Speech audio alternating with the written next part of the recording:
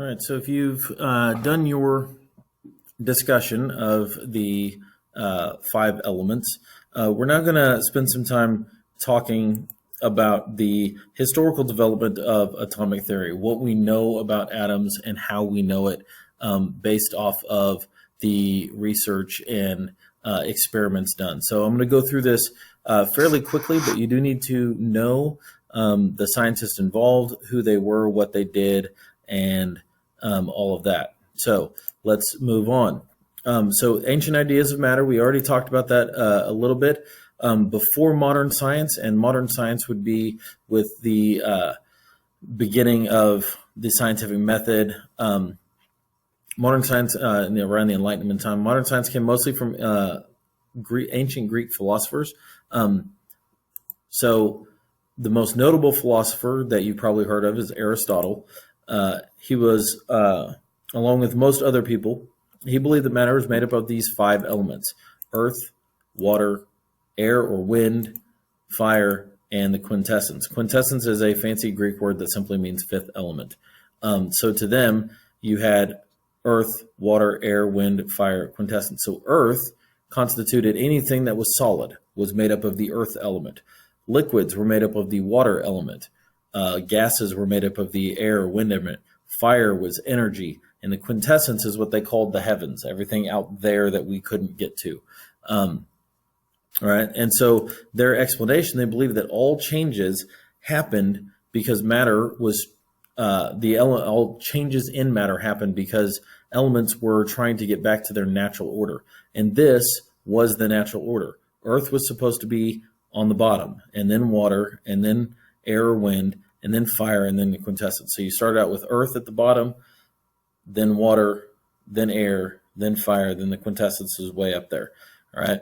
And so they believe that things happen. So a rock would fall because a rock is made of earth. And when you're holding the rock, then there's air underneath it. And so it would fall because the earth is supposed to be below the air. And so that's why it fell. It's trying to get back to its natural order. So from their logic, a cold rock was just a rock, just made up of earth, and a hot rock was made up of earth with fire in it. So in their philosophy, their theology or thinking, the cold rock would fall faster than the hot rock because the fire in the hot rock was trying to go up, and the earth in the rock was trying to go down. So the earth would win, but the fire would keep it going up, and so it wouldn't fall as fast.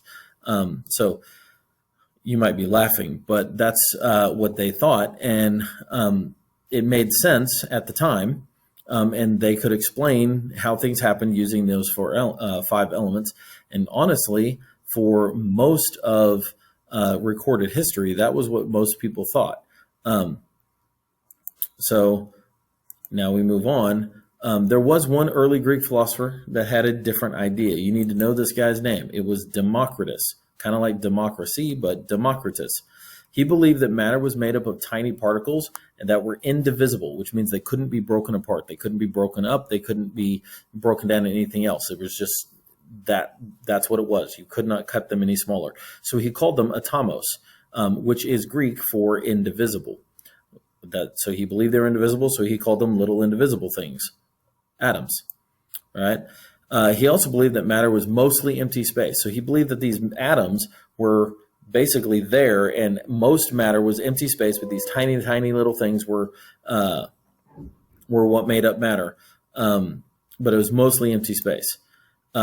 Aristotle, of course, disagreed with him because he believed in the five elements thing. So he argued with Democritus, and Democritus couldn't answer Aristotle's questions of what held atoms together. So Aristotle basically said, okay, Democritus, if it's mostly empty space, what keeps these atoms together? And Democritus couldn't answer it, so Aristotle rejected his view, and so did most everybody else. Because back then, if you couldn't defend your position, then you were wrong. You didn't have to have evidence or anything like that. It was all a matter of, could you reason your answer? Could you argue your point? Whoever argued their point better was correct. Aristotle argued his point better than Democritus, so everybody thought Aristotle was correct. And that's what we believed about matter for most of recorded history. 2,000 years later, someone else proposed the new idea of matter. So that keeps popping up every time I touch my mouse. Sorry. So your blank there is 2000. All right. That someone gave us the first scientific theory of the atom. And that was in the early 1800s. A English school teacher, not that he taught English, he was a school teacher in England, and a scientist named John Dalton. He proposed a theory of matter that was based on his experiments that he had done. Now, I say the first scientific theory of the atom. It's the first recorded one that we still have record of here in the West. It's entirely possible that somebody in another country, another continent somewhere, came up with this theory before John Dalton did, that we just don't know that. And a lot of our history is very Eurocentric, meaning we focus mostly on European history and what came from that. That's just the way things are. So just so you know, John Dalton is given credit by Western society for creating this. There might have been somebody else before him. I don't know. So his theory, now called his atomic theory, had 5 postulates. Now, postulates is an interesting word. It just basically means parts or things that I'm going to propose about a theory. So scientific theories have postulates or things that they state. So his first postulate was that matter is composed of tiny particles called atoms. Now, they weren't called atoms because John Dalton discovered they were called atoms. This is actually Dalton giving credit to Democritus by using the same word that Democritus used when he talked about the matter being composed of tiny particles. His second postulate was that atoms were indivisible. So this sounds very much like what Democritus said. Now, Dalton's atomic theory was based on experiments. So he had physical evidence to back it up. So matter is composed of tiny particles. All atoms are indivisible. He said atoms of the same element are identical. So by now, at this point in the early 1800s, we were finding out that there were things that were not just earth, fire, wind, and water, but they were a rudimentary starting to understand the elements that we know them now that are on this periodic table behind me. So we started to learn about that through various other stuff. So he said atoms of the same element are identical. So if you have an atom of gold, that atom of gold will be exactly the same in every way of every other atom of gold ever. So if it's gold, it's going to have the same atoms and they will be identical. That's what Dalton was saying. Atoms of different elements combine in whole number ratios to form compounds. So this is his explanation of a lot of chemistry. So atoms form in whole number ratios to form compounds, and it's a defined whole number ratio. So like water is always going to be 2 hydrogens and 1 oxygen. That's a whole number ratio, 2 to 1, meaning you can't have 2.5 atoms of one thing and a third of an atom of another. They're always going to be whole numbers and they're always going to combine. And certain compounds will always be the same. Water is always going to be 2 hydrogens and 1 oxygen. If it's anything else, then it's not water. If you had 2 hydrogens and 2 oxygens, then you have hydrogen peroxide, not water. And so that was the fourth postulate. The fifth postulate of Dalton's atomic theory is that in a chemical reaction, atoms are not created or destroyed, they're simply rearranged. This is an extension of the law of conservation of mass, which we'll talk about later, but they're not created or destroyed, they simply rearrange. So what he basically proposed was that if I were to, and what he did to show this was that he burned stuff in a controlled thing where none of the smoke and none of the ash escaped. He burned something in a contained container and the mass didn't change. And so since the mass didn't change, he theorized and concluded that that means all of the atoms that made up all the different stuff in there just rearranged themselves into different things. Because he knew that it made a new substance. It was a chemical change. So he knew it made new stuff, but the only way that could happen is for the atoms to rearrange themselves. So that was the fifth postulate. So these are the 5 parts to Dalton's atomic theory. And this is a lovely little picture of John Dalton.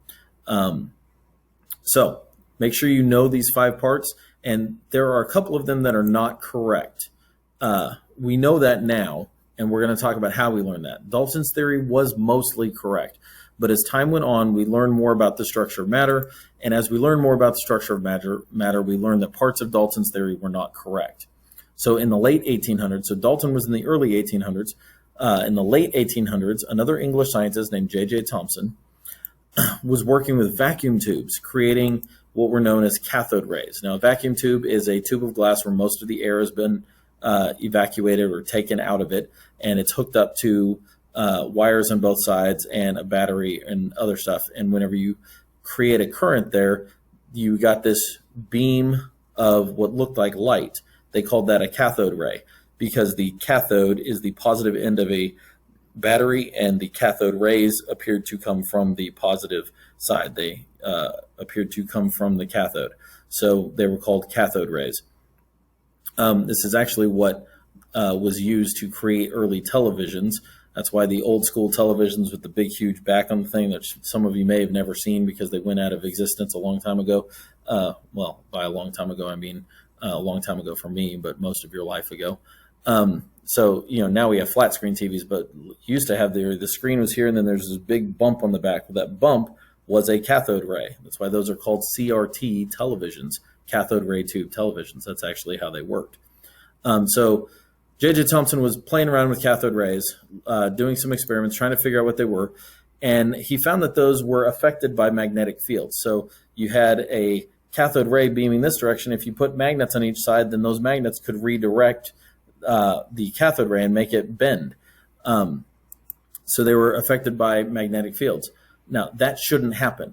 A beam of energy should not be affected by a magnetic field. So Thompson realized that those rays were actually particles, not rays. At this point in history, they knew about charged particles.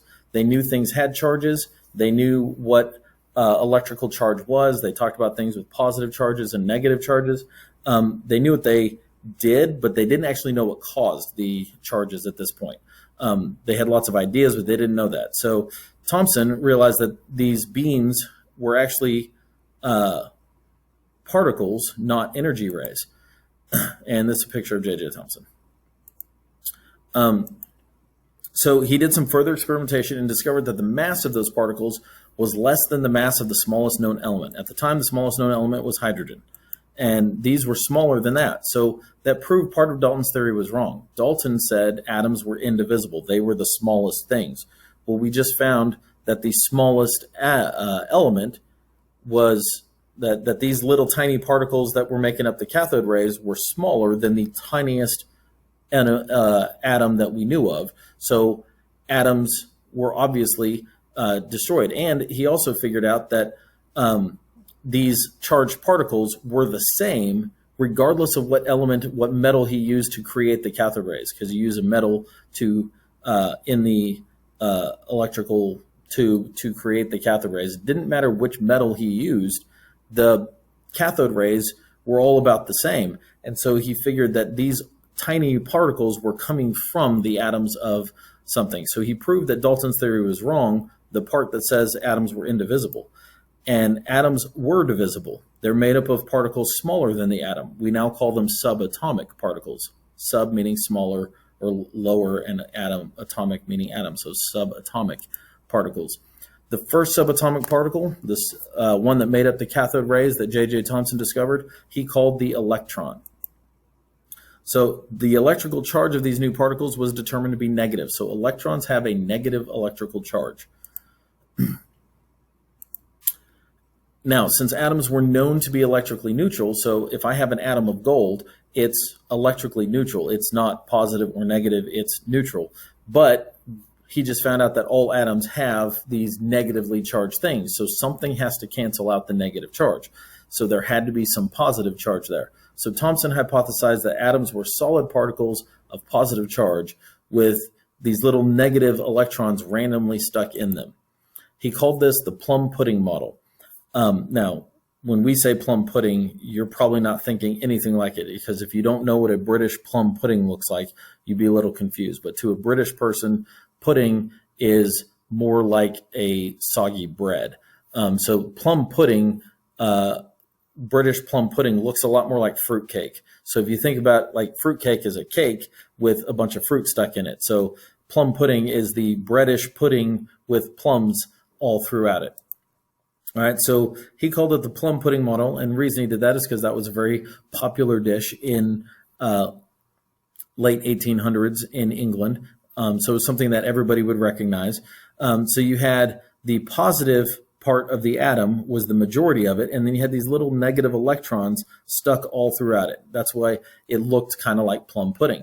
Now, if he did this today, we'd probably call it the chocolate chip cookie model. So the cookie would be the positive part of the atom, and the chocolate chips would be all the negative electrons stuck in there all randomly, but still a solid chunk of an atom.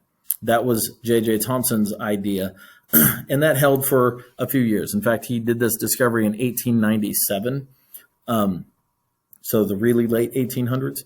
About 10 years after that, Robert Millikan performed an experiment with charged oil droplets and was able to determine the mass of an electron. So what he did was he sprayed oil into this chamber, and it gave it a charge. The oil fell through here. So the charged oil fell into a place that had an electric field, and that electric field would cancel out the gravitational field. And so as you work on it, the oil drops would stop falling.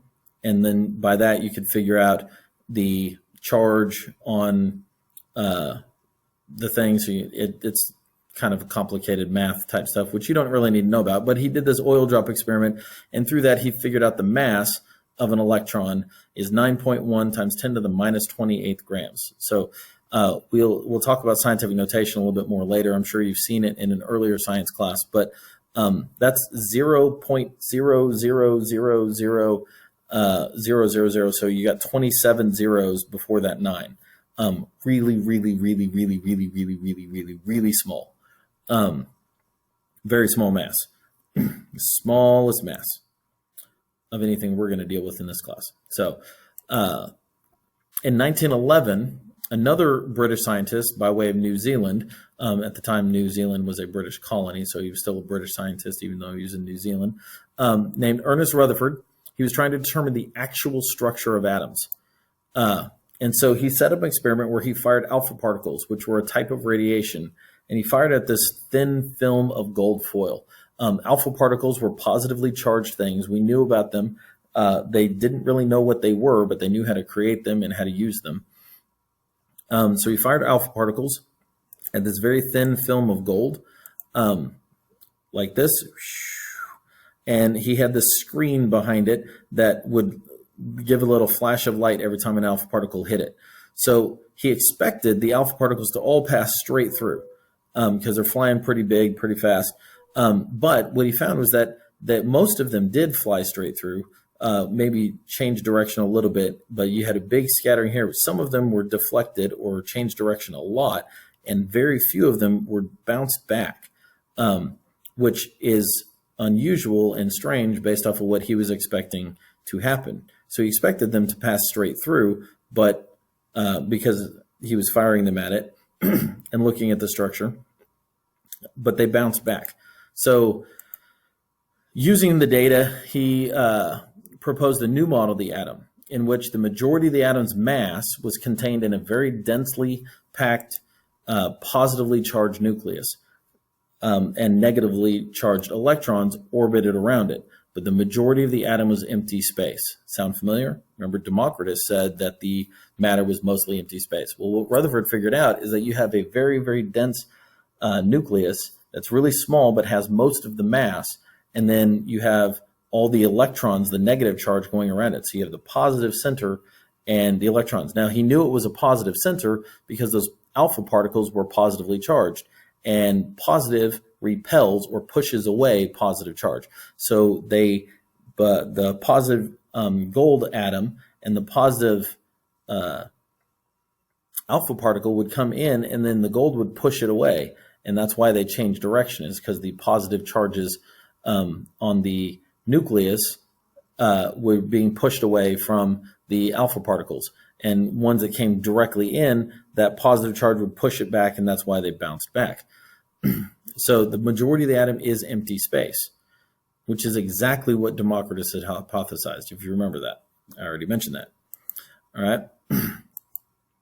So after a little bit more research, Rutherford also discovered the second subatomic particle. Not only was this center of this nucleus positively charged, it was made up of smaller particles called protons, which is the positively charged, relatively massive particle. When I say relatively massive, it means it's a whole lot bigger than an electron.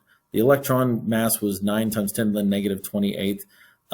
The proton's mass is about 10,000 times larger than that. So think about it. If an electron was a marble, then a proton would be you. A lot bigger. All right.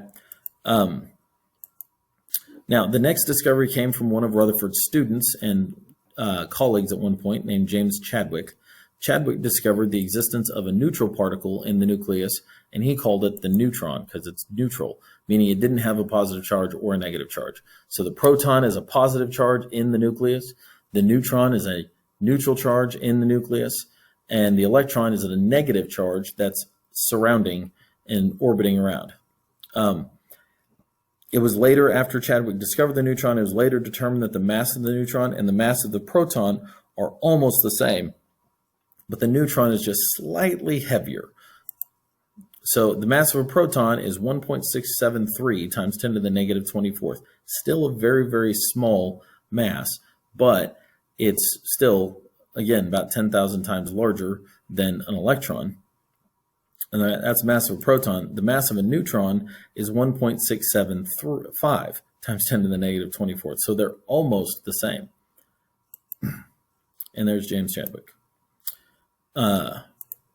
Soon after Chadwick's discovery of the neutron, a Danish physicist named Niels Bohr proposed the idea of an atom based on the energy of electrons as they orbit the electron. Energy of electrons as they orbit, that should say nucleus. Sorry, typo.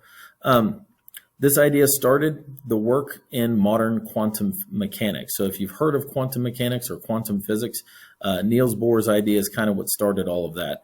And it's a nice, crazy world to study. It's really complicated. We will talk more about the Bohr model in a later unit. And so that's about all we're going to know about Bohr right now. So let's recap the historical development of the atomic theory. So Democritus proposed the idea of atoms 2,000 years ago, and no one believed him.